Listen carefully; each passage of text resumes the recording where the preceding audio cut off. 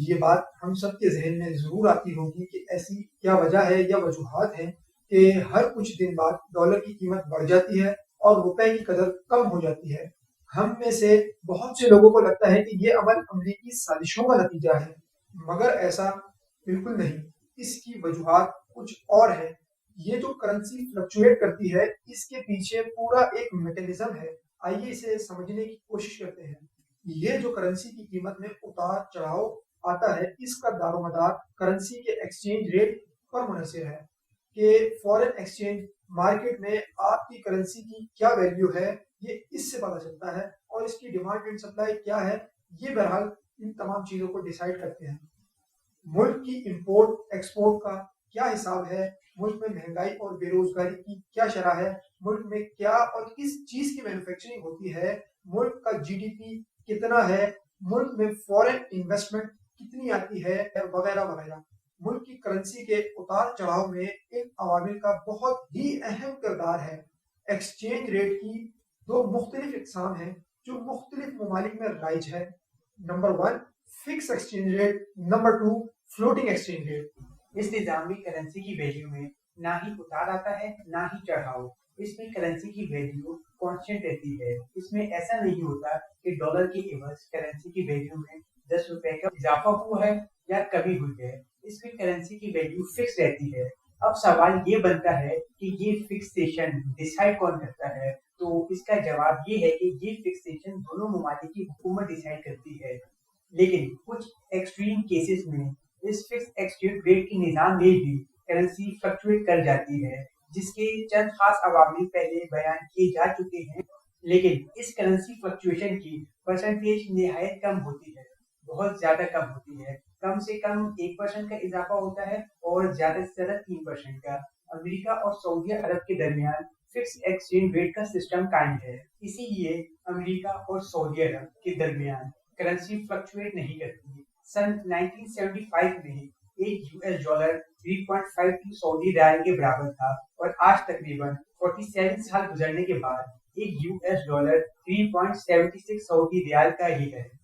اتنے سال گزرنے کے بعد بھی دونوں ممالک کی کرنسی معمولی سی فلکچویشن کے باعث کانسٹنٹ رہی ہے۔ 47 ایئرز گزرنے کے بعد ایک یو ایس ڈالر سعودی ریال کے مقابلے میں صرف 0.24 ریال مہنگا ہوا ہے، یعنی کہ مکمل 1 ریال بھی نہیں۔ Floating exchange rate. پاکستان میں اس وقت فلوٹنگ ایکسچینج ریٹ کا نظام رائج ہے۔ اس نظام میں کرنسی فلکچویٹ کرتی ہے کیونکہ اس نظام میں کرنسی کی ویلیو حکومت ڈیسائیڈ نہیں کرتی، بلکہ فورن ایکسچینج مارکیٹ میں کرنسی کی ڈیمانڈ اینڈ سپلائی ڈیسائیڈ کرتی ہے۔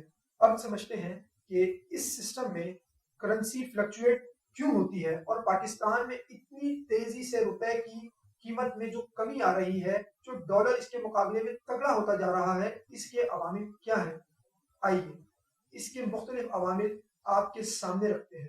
کرنسی کی ڈیمانڈ اینڈ سپلائی۔ اس سسٹم میں کرنسی کے فلکچویٹ ہونے کی سب سے اہم وجہ کرنسی کی ڈیمانڈ اینڈ سپلائی ہے۔ اگر فورن ایکسچینج مارکیٹ میں روپے کی ڈیمانڈ زیادہ ہوگی اور روپے کی سپلائی بھی زیادہ ہوگی تو روپیہ ڈالر کے مقابلے میں اوپر جائے گا، اور اگر فورن ایکسچینج مارکیٹ میں روپے کی سپلائی زیادہ ہے اور ڈیمانڈ کم ہے تو پھر روپے ڈالر کے مقابلے میں گرے گا۔ یہاں پر یہ آگاہ کر دوں کہ کوئی بھی ملک اپنی کرنسی اپنے ملک کی ریزرو کے مطابق چھاپ سکتا ہے۔ ایسا نہیں ہوتا کہ کوئی بھی ملک اپنی ریزرو سے زیادہ کرنسی چھاپ اگر مارکیٹ میں لگا دے۔ اگر مارکیٹ میں روپے کی ڈیمانڈ زیادہ ہے اور پاکستان کی ریزروز کم ہیں تو پاکستان چاہتے ہوئے بھی روپے کی سپلائی نہیں بڑھا سکتا۔ روپے کی سپلائی بڑھانے کے لیے پاکستان کو اپنی ریزرو بڑھانی پڑے گی۔ اس کو تھوڑا اور سمجھتے ہیں کہ اگر پاکستان میں ٹورزم عروج پر پہنچ جاتی ہے اور پوری دنیا سے سیاح پاکستان سیر و تفریح کرنے کے لیے تشریف لاتے ہیں تو وہ تمام سیاح فورن ایکسچینج مارکیٹ میں اپنی کرنسی سیل کریں گے، جس سے ان کے ملک کی اپنی کرنسی کی ڈیمانڈ کم ہوگی، یعنی ان کے ملک کی اپنی کرنسی ڈیپریشیٹ کرے گی، اور پاکستان آنے کے لیے فورن ایکسچینج مارکیٹ سے روپے خریدیں گے، کیونکہ پاکستان میں ان سیاح کو پاکستانی روپے کی ضرورت پڑے گی۔ اس عمل سے مارکیٹ میں روپے کی ڈیمانڈ میں اضافہ ہوگا۔ ویسے یہ کام لوگوں کے بہاف پر بینک کرتے ہیں، اس لیے لوگوں کو اس پروسیس کے بارے میں اتنا معلوم نہیں ہوتا، اور اگر پاکستان اس ڈیمانڈ سے زیادہ روپے مارکیٹ میں سپلائی کر سکا، یعنی اگر پاکستان کے ریزرو زیادہ ہوئے تو پھر پاکستانی روپے بھی اوپر جائے گا، یعنی روپے کی قدر و قیمت میں اضافہ ہوگا، ڈالر کے مقابلے میں روپے ترقی کرے گا۔ امید ہے کہ اب آپ کو یہ ڈیمانڈ اینڈ سپلائی کا کانسیپٹ تو سمجھ آ گیا ہوگا۔ اب سمجھتے ہیں کہ وہ ایسے کون سے فیکٹر ہیں کہ جن کی وجہ سے ڈیمانڈ اینڈ سپلائی متاثر ہوتی ہے۔ امپورٹ اینڈ ایکسپورٹ، اس کا تعلق ملک میں ہونے والی مینوفیکچرنگ سے ہے۔ اگر آپ کے ملک میں مینوفیکچرنگ زیادہ ہوتی ہے تو آپ کے ملک کی ایکسپورٹ زیادہ اور امپورٹ کم ہوگی، اور اگر آپ کے ملک میں مینوفیکچرنگ کم ہوتی ہے یا تو نہ ہونے کے برابر ہے تو آپ کے ملک کی ایکسپورٹ کم اور امپورٹ یقیناً زیادہ ہوگی۔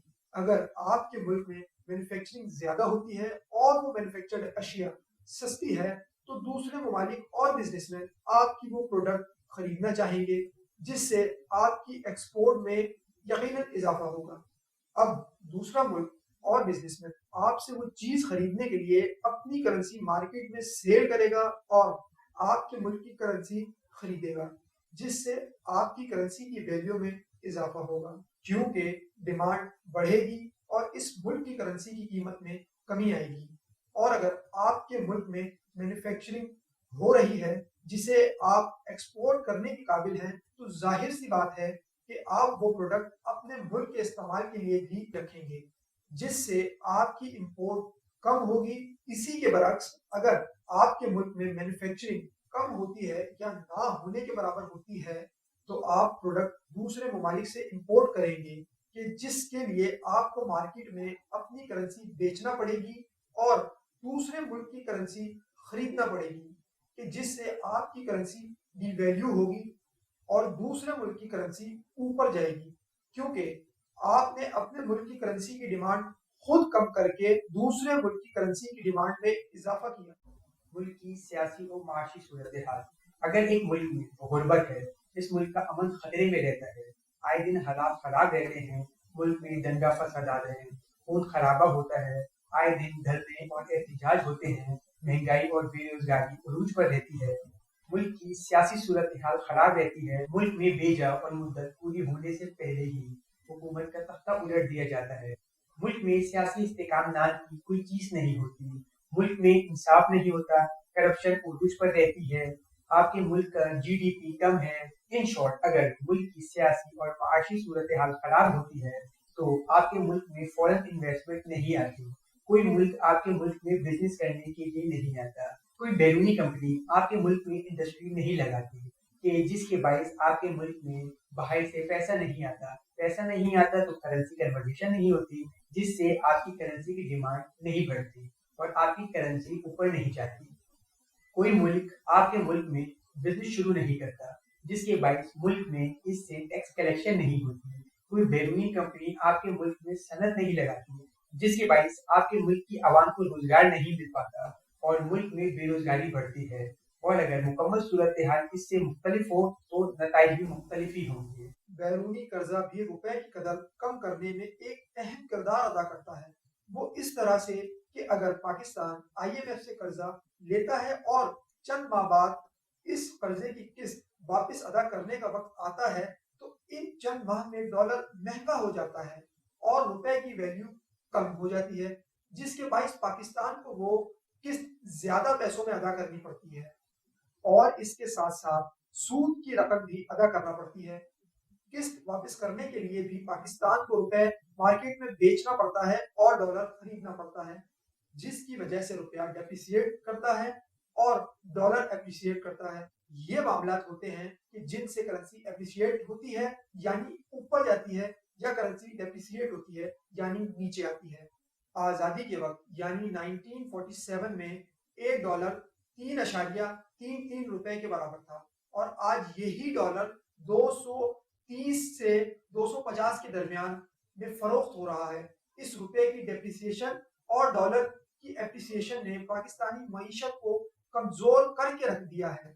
آئیے دیکھتے ہیں کہ ہم کس طرح روپے کی قدر و قیمت میں اضافہ کر سکتے ہیں اور ایک مضبوط معیشت کی بنیاد رکھ سکتے ہیں۔ سب سے پہلے تو ہمیں اپنی امپورٹ کو کم کر کے ایکسپورٹ کو فروغ دینا ہوگا، اس کے لیے ہمیں اپنے ملک میں زیادہ سے زیادہ انڈسٹریز لگانی ہوں گی تاکہ زیادہ سے زیادہ مینوفیکچرنگ ہو اور ہم اپنا پروڈکٹ باہر ایکسپورٹ کر سکیں۔ اس سے ایک فائدہ یہ بھی ہوگا کہ इंडस्ट्री लगाने से रोजगार बढ़ेगा और बेरोजगारी की शरह में कमी आएगी। हमारे मुल्क में तकरीबन हर चीज ही इंपोर्ट होती है, चाहे वो नहाने का साबुन हो या शैम्पू, हेयर ब्रश हो या कंघी या कोई और चीज, छोटी से छोटी और बड़ी से बड़ी चीज हमारे यहाँ इंपोर्ट की जाती है।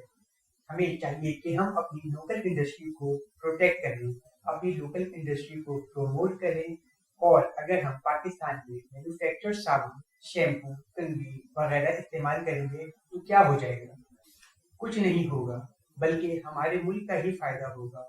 और हमें कोशिश करनी चाहिए कि हम अपनी लोकल इंडस्ट्री को इतना मजबूत करें कि ये अपना प्रोडक्ट एक्सपोर्ट करने के काबिल हो जाए। हमारे मुल्क में इतनी भारी मिकदार में पेट्रोल इंपोर्ट किया जाता है क्योंकि ये हमारी मजबूरी है, क्योंकि हमारे पास तेल के कोई रिजर्व या ज़खायर मौजूद नहीं है। और ये बात यकीनन हम कह भी सकते हैं कि किसी भी मुल्क के पास तमाम रिजर्व बैक वक्त मौजूद नहीं होते, कुछ ना कुछ हमें इंपोर्ट करना ही पड़ता है। लेकिन हम इस पेट्रोल इंपोर्ट करने की तादाद को कम भी तो कर सकते हैं, जैसा कि वर्क फ्रॉम होम को तरजीह दी जाए, अपनी सवारी के बजाय पब्लिक ट्रांसपोर्ट को इस्तेमाल किया जाए, वगैरह वगैरह। हम आज भी बिजली पेट्रोल से ही बनाते हैं, जबकि दुनिया आज के दौर में बिजली पानी, कचरे और सोलर एनर्जी से बना रही है। हमें चाहिए कि हम भी बिजली सस्ते जराए से बनाएं ताकि पेट्रोल की इंपोर्ट को कम से कम किया जा सके।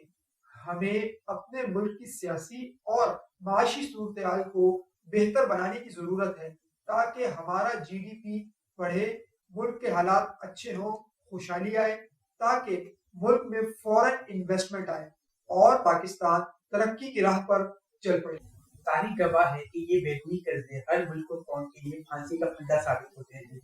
एक मुल्क कर्जा तब लेता है कि जब इसका अपना सरकारी खजाना खाली होता है। ये सरकारी खजाना खाली होने की एक अहम वजह टैक्स की अदम अदायगी भी होता है। हमारी पूरी कौम से ये गुजारिश है कि अपने आप को FBR में रजिस्टर कराएं और बाकायदगी के साथ टैक्स अदा करें, क्योंकि बाद में ये पैसा आवाम की बेहतरी और फलाह के लिए इस्तेमाल हो सके।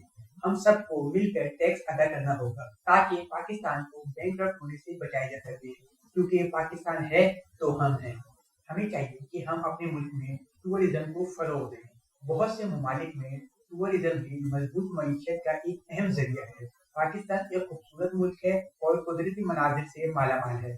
हमें चाहिए कि हम टूरिज्म को प्रमोट करें, टूरिज्म को सेफ एंड सिक्योर एनवायरनमेंट फराहम करें, टूरिज्म की सिक्योरिटी का खास ख्याल रखें, सयाहती मकामात की सफाई, रिहाइश और सहूलियात का मुकम्मल ख्याल रखें, टूरिज्म को एडवर्टाइज करें, क्योंकि ये टूरिज्म भी रुपए की डिमांड बढ़ाने का एक अहम जरिया है। अगर हम इन तमाम अवामिल पर बाकायदगी से अमल करें तो ही फॉरेन एक्सचेंज मार्केट में रुपए की डिमांड में इजाफा हो पाएगा और रुपए की वैल्यू एप्रिशिएट कर पाएगी और मुल्क तरक्की कर पाएगा। अगर आपके जहन में रुपए की कदर कीमत में इजाफा करने के हवाले से कोई बेहतर या बेहतरीन आइडिया मौजूद है तो हमें नीचे कमेंट में जरूर आगाह कीजिए, क्योंकि आपकी राय हमारे लिए बहुत ज्यादा अहम है।